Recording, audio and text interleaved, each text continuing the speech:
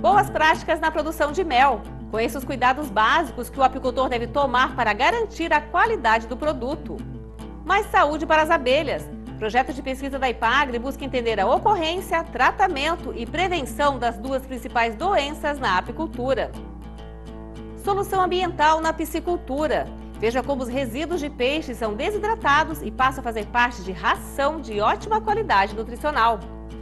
Olá a todos, sejam bem-vindos ao SC Agricultura. Começamos o programa falando sobre apicultura. O mel produzido em Santa Catarina já conquistou muitos títulos como o melhor mel do mundo. As razões para o sucesso da apicultura e da qualidade do produto estão lá no campo, no capricho e na dedicação de nossos apicultores. Eles contam com a orientação técnica dos extensionistas da IPAGRE para adotar as boas práticas na apicultura. Conheça as principais delas.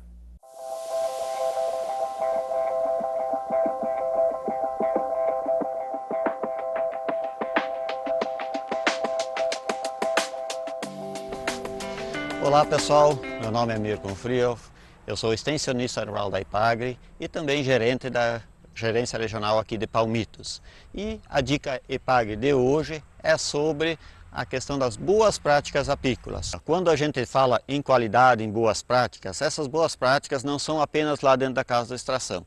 Elas começam lá no campo, lá na parte de coleta, na extração, na hora de vai tirar o favo da colmeia.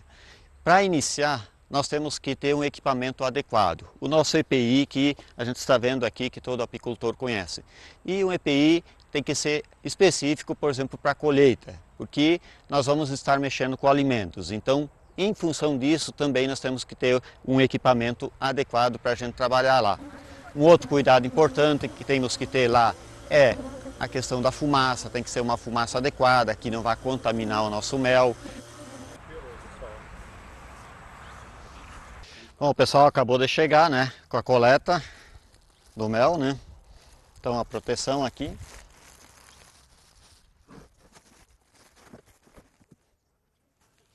E aqui está o fruto do nosso trabalho, frutos dos apicultores, né? Muito bonito o mel, né, Rogério? Bonito. Ixi, aí tem, tá muito bom. Bom, aqui o seu Rogério chegou com a melgueira, né? Ela estava embalada, né? Esse saco aqui é um saco de açúcar. Ele é próprio para alimentos, é utilizado para alimento, porque o açúcar é um alimento, né? Então está correto o que o seu Rogério está fazendo. E uma outra opção também, quando o produtor não tiver essas embalagens, é o saco plástico, que também é um saco plástico para alimentos, né? Então nós vamos mostrar agora como que deve ser embalado. Vamos botar aqui em cima da mesa e lá no apiário também a melgueira sempre é deixada de pé assim, né? Para evitar que a parte de baixo, a parte de cima entre em contato com sujeiras ou com folhas e coisa que vai contaminar o mel. Então, assim nós vamos ensacar agora a melgueira com esse saco. Com isso, nós apenas protegemos o mel e também evitamos que as abelhas voltem a entrar dentro aqui, porque elas vêm buscar o mel, né? É um processo natural. E para evitar também que a gente leve abelhas para casa, né, seu Rogério, que vão atrapalhar depois lá na hora da extração. Bom pessoal, agora nós estamos aqui na casa de extração, aonde que nós vamos continuar nossas boas práticas, né? Então, o primeiro lugar, como a gente vai mexer com alimentos, é nós fazermos a limpeza, que é o que nós estamos fazendo aqui, com detergente, fazendo a limpeza dos equipamentos e das instalações. Depois de feito a limpeza com o detergente, nesse momento a gente faz a sanitização das instalações e dos equipamentos que nós vamos utilizar na centrifugação do mel. Bom, fizemos a limpeza, sanitização, tudo prontinho, agora vamos começar o processo de extração. Então o apicultor, fica para o lado de fora, ele vai me alcançar a melgueira aqui, vamos tirar do saco, qual foi colocado lá no apiário, né? Então vamos estar tirando. Isso mostra que o mel continua limpinho, não entrou em contato com nenhuma sujidade. Nesse momento a gente pega apenas os favos, né, os cachilhos, né, com o mel, e vamos botar na mesa desoperculadora.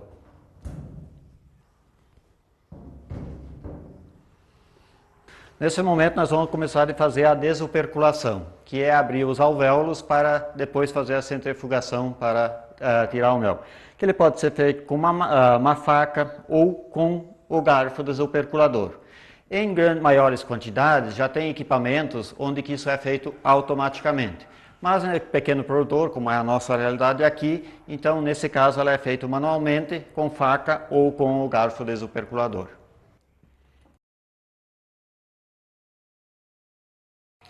Bom, terminamos de desopercular todos os quadros, agora vamos para a centrifugação. Então, vamos colocar os favos, né, dentro da centrífuga. E agora nós vamos ligar a centrífuga. No início vamos deixar só para o pessoal observar como é que funciona e depois ela vai ser coberta até que centrifuga todo o mel.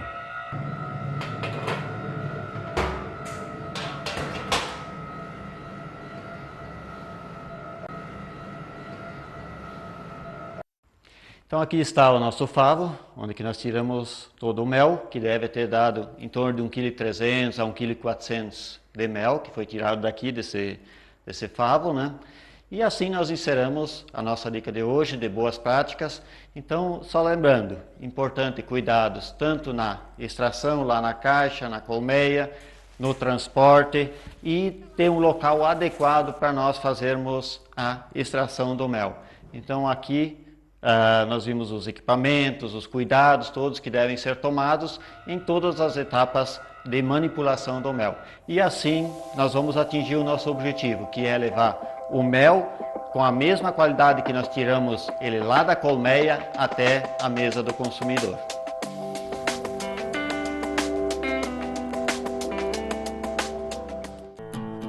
Daqui a pouco a gente continua falando de apicultura. Você vai conhecer os projetos da IPAGRE que busca mais informações sobre as principais doenças das abelhas. E temos ainda o desidratado proteico de peixes. Uma boa dica aí para quem lida com a piscicultura. Fique com a gente, já voltamos.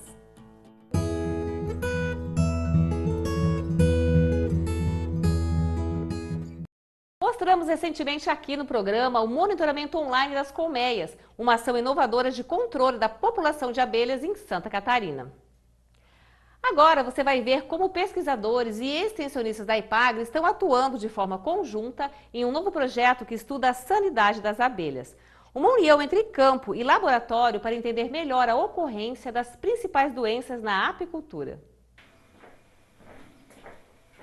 Esse é o Laboratório de Apicultura da Estação Experimental da IPAGRE de Caçador. Aqui, pesquisadores têm trabalhado com manejo de abelhas e sanidade apícola. O principal projeto dessa área iniciou em 2021 e o objetivo é entender a ocorrência das duas principais doenças que acometem as abelhas e entender a relação dessas patologias com regiões, climas, manejo e alimentação. Então aqui a gente faz toda a parte de análise de nosemose, né, que a gente viu o procedimento aqui. A nosema é um parasita do intestino das abelhas, é difícil um apicultor conseguir fazer esse tipo de monitoramento e é importantíssimo a gente saber monitorar, né? O que muita gente faz é tentar descobrir depois que a abelha morreu o que aconteceu. Então a nossa ideia desse projeto é fazer um monitoramento, é saber como é que estão enquanto as abelhas estão vivas. E a partir daí traçar estratégias para tentar manter a saúde das abelhas em dia. Esse projeto, a nossa ideia é fazer uma avaliação de monitoramento de varroa e nosema, que são as duas principais pragas e doenças que tem hoje na abelha, mas além disso, também ficar atento a sintomas de outras doenças que podem ocorrer. Existem algumas doenças que estão circundando aí a nossa região, o pequeno besouro das colmeias, cria pútrida americana, cria pútrida europeia, que são doenças que raramente aparecem, mas, por exemplo, o pequeno besouro das colmeias ele foi introduzido em São Paulo, já está disseminado pela região ao redor de São Paulo e já chegou no Paraná. Então é questão de tempo para ele chegar aqui em Santa Catarina e a gente precisa ficar atento. E nesse projeto, então, nós fizemos um treinamento do pessoal que vai fazer as coletas para identificar, reconhecer os sintomas das principais doenças e pragas das abelhas e poder reconhecer, em caso de mortalidade, o que pode ter acontecido. Então, no caso do desaparecimento ou mortalidade de colônias, a gente poder ter uma boa ideia do que aconteceu. São 10 localidades de Santa Catarina onde são coletadas amostras de insetos. Essa amostragem de diferentes regiões possibilita um amplo estudo sobre a incidência de doenças e condições de sanidade dos enxames e colmeias.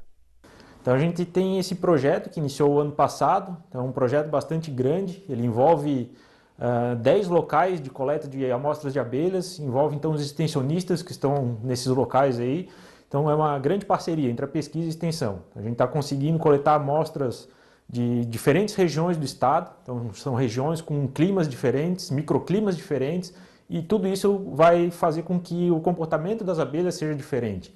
Então também isso pode acarretar numa flutuação populacional de pragas e doenças diferente em cada local. E a gente precisa saber, hoje não existe nenhum dado em Santa Catarina, no Brasil é muito difícil achar dados confiáveis sobre essa questão de pragas e doenças de abelhas. Então esse trabalho que a gente está fazendo, que deve ir nos próximos pelo menos 3 anos, é fazer um monitoramento dessas pragas e doenças em abelhas com ferrão. O procedimento então a gente pega as abelhas individualmente, uma por uma, pega com uma pinça e puxa o ferrão, junto com o ferrão vem um pedaço do intestino sempre, colocamos numa lâmina, maceramos esse pedaço do intestino para que os esporos saiam lá de dentro e a gente consiga ver, colocamos a lamínula e levamos para o microscópio. Então no microscópio a gente tenta encontrar os esporos, então um dos passos é ver se tem ou não tem esporos. Então dessa amostra de abelhas a gente pega entre 12, 20 abelhas para ver se tem ou não tem esporos e a gente vai poder ter uma ideia da quantidade de abelhas que estão infectadas na colônia. E a partir do momento que deu positivo pelo menos uma amostra, então nós fazemos a contagem de esporos. Que daí é um outro procedimento que a gente faz com outro tipo de lâmina especial para fazer a contagem do número de esporos por abelha. Que aí vai dar um indicativo realmente da quantidade de esporos, se está muito alto ou muito baixo. O pesquisador André explica também como a fruticultura se beneficia dos estudos que buscam entender melhor a saúde das abelhas. Hoje a apicultura na Epagre é uma referência em extensão.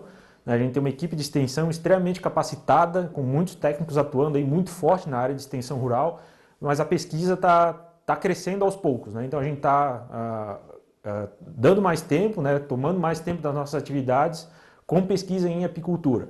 O nosso foco aqui também é trabalho com fruticultura, então a gente tem muitos trabalhos de polinização, uso de abelhas para polinização de pomares, e a sanidade das abelhas é extremamente importante pensando nesse contexto de polinização também. Então, se a gente quer produzir frutas de qualidade, a gente precisa ter colmeias saudáveis para fazer a polinização.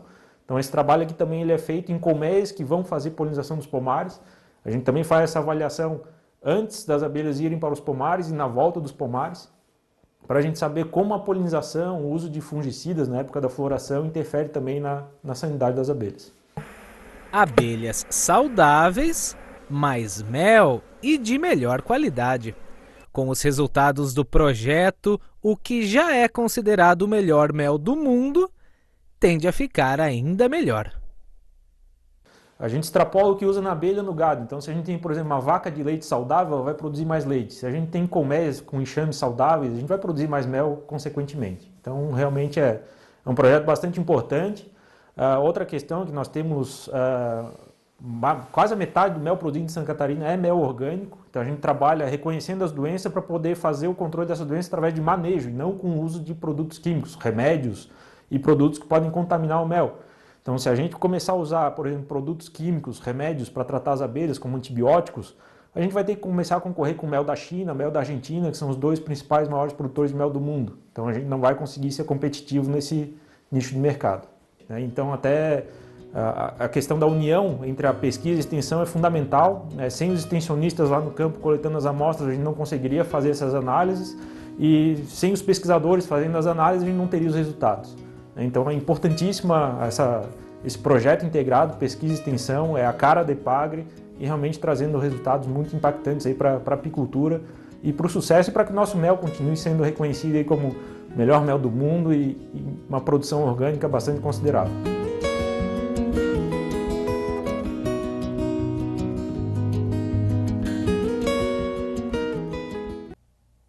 Cuidar bem das nossas abelhas é fundamental para a preservação da biodiversidade. Você sabia que os resíduos de peixes podem virar ingrediente importante na composição de rações? É isso que vamos mostrar no próximo bloco. Aguarde só um instante que já voltamos.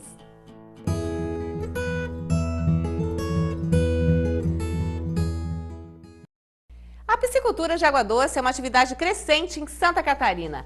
A tilápia é uma das espécies mais cultivadas, muito apreciada pelo mercado consumidor, especialmente na forma de filés. A maioria dos entrepostos de peixes tem dificuldade em dar um destino correto dos resíduos do abate, sem agredir o meio ambiente. Você vai conhecer agora uma solução inovadora no oeste catarinense e que traz aí muitos benefícios à cadeia produtiva de pescados.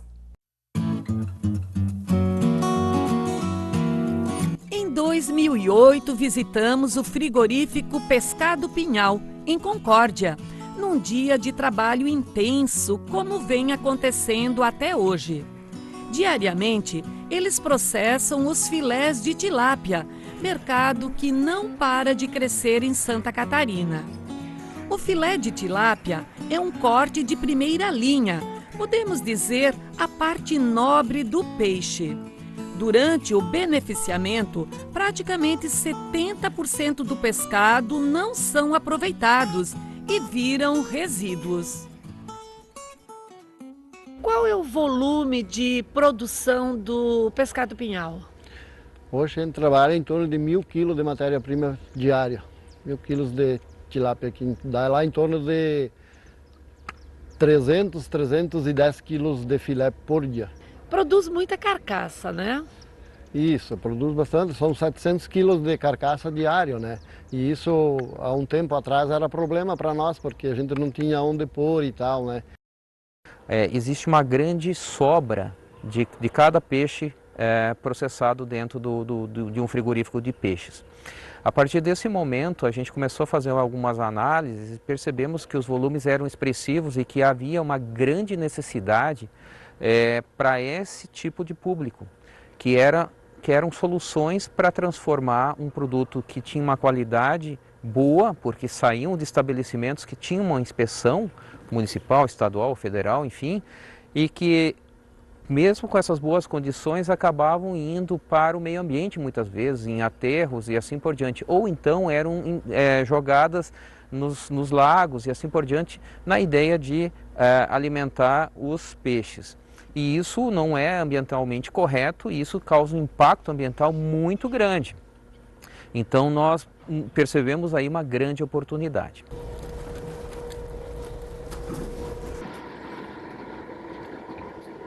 Depois da retirada dos filés, os resíduos de pescados podem virar um ingrediente valioso na composição de rações. A tecnologia tem dupla finalidade: resolve um problema ambiental e traz renda para a propriedade rural na cadeia produtiva de peixes. Esse coproduto, então, ele é chamado DPP, nós estamos chamando DPP, é desidratado proteico de peixe. Ou seja, os resíduos das unidades de beneficiamento do pescado, né, tinham aqui na região e também no Brasil muitas dificuldades de dar um destino adequado para esses resíduos. Houve então essa demanda do Ministério da Agricultura aqui para a Embrapa e nós juntamente então reunimos aqui com a Ipagre, né, e com o Pescado Pinhal e tentamos desenvolver um produto que, graças a Deus, deu resultados positivos, né, tanto na confecção desse produto como na alimentação de peixes, de bovinos, suínos e também em aves. Vamos lá então ver como é que é o processamento desse alimento, que é uma novidade no Brasil? Vamos lá. Estamos diante agora de um desidratador, que é o equipamento que realmente vai produzir o DPP. Então, é um equipamento que usa fogo, tanto lenha como pellet, são as duas formas de combustão, aquece esse desidratador e com o aumento da temperatura, a evaporação da água e permanece apenas o óleo e também a parte sólida.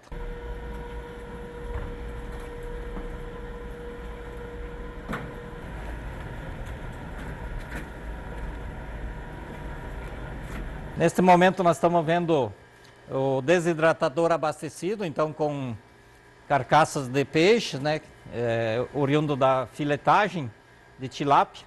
E nós vamos introduzir agora o antioxidante, né, que serve para evitar então a oxidação das gorduras. Então, após percorrer em aproximadamente 5 a 6 horas, no caso aqui foi 5 horas e meia, nós temos o desidratado de peixe. Então, o peixe está totalmente desidratado, né? Ou seja, somente a parte sólida e o óleo. A partir de agora, o processo é a frio, né? Sem fogo, ok? E nós vamos colocar 2 ingredientes, que é o farelo de trigo, né? 30% do peso total do resíduo, mais 30% do total de farelo de soja. E aí está pronto, deixar misturar bem, né? Está pronto o coproduto que nós chamamos de DPP, ou seja, desidratado proteico de peixe.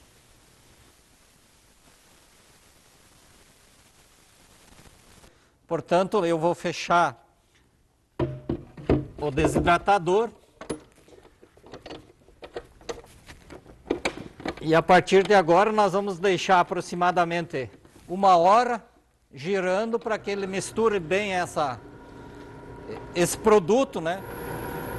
Então, após a mistura no desidratador, nós faremos a moagem desse produto para evitar algumas partículas maiores, né, que possam prejudicar a alimentação dos peixes.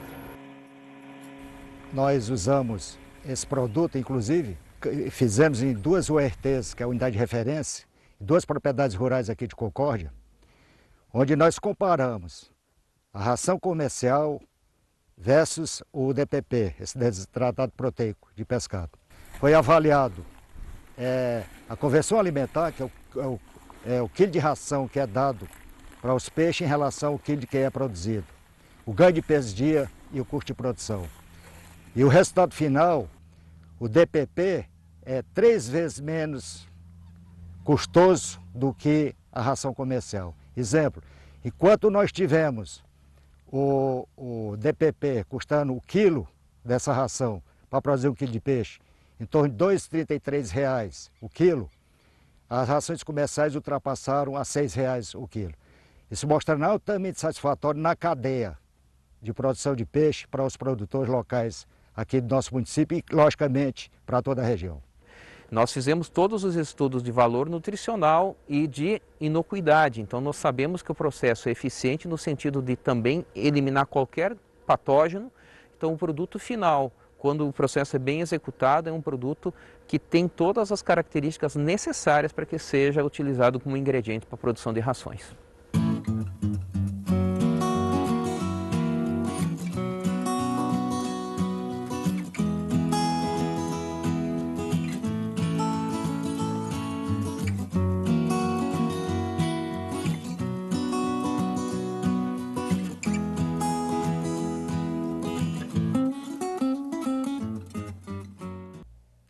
E se você quer saber um pouco mais sobre o desidratado proteico de peixes, procure a Embrapa ou a Ipagre em Concórdia. E por hoje é isso. Agradecemos sua companhia e a gente se vê na próxima semana. Até lá!